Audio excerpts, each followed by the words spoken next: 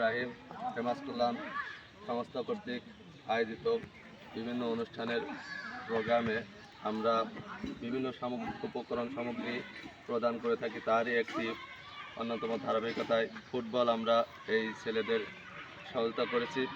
এরা এই ফুটবল দিয়ে খেলাধুলা করতেছে।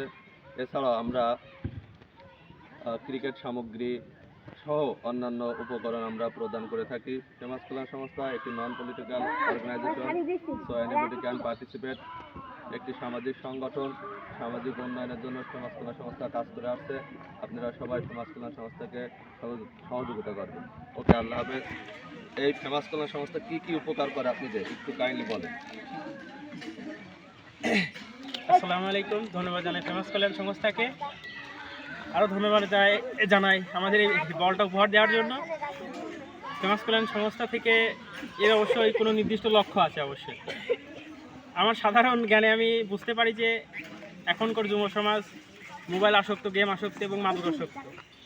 আমরা যদি খেলাটাকে আরও বড় পরিসরে করতে পারি, আরও ভালোভাবে করতে পারি, তাহলে অবশ্যই মোবাইল গেম মুক্তি থেকে, মাদকাসক্তি মুক্তি থেকে এরকম গুরুত্বপূর্ণ কাজে ভূমিকা রাখতে পারবে।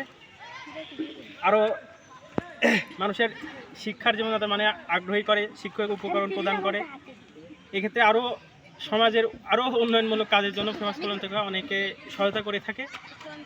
অবশেষে বলতে চাই, ফেমাস কল্যাণ সংস্থা আরও সামনে এগিয়ে যাক, আরও সমাজের উন্নয়নমূলক কাজে সহযোগিতা করতে পারে। এই বলে আমার সংক্ষিপ্ত বক্তব্য শেষ করছি। ধন্যবাদ।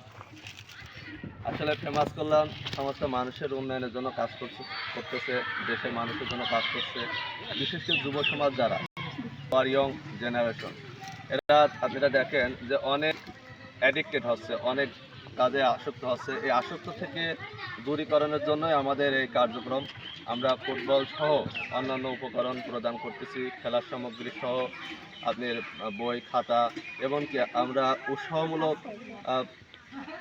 আপনি অনুষ্ঠান করে থাকি, যার কারণে ছেলেমেয়েরা অনেক উৎসাহ উদ্দীপনা পায় এবং তাদের মধ্যে স্পৃহা উৎপাদন হয়, যাতে করে সমাজে বিশৃঙ্খলা এবং মাদকাসক্ত আসক্ত থেকে তারা দূরে থাকতে পারে। এই জন্য আমাদের ফেমাস কল্যাণের মূল লক্ষ্য উদ্দেশ্য। ওকে, আল্লাহ হাফেজ।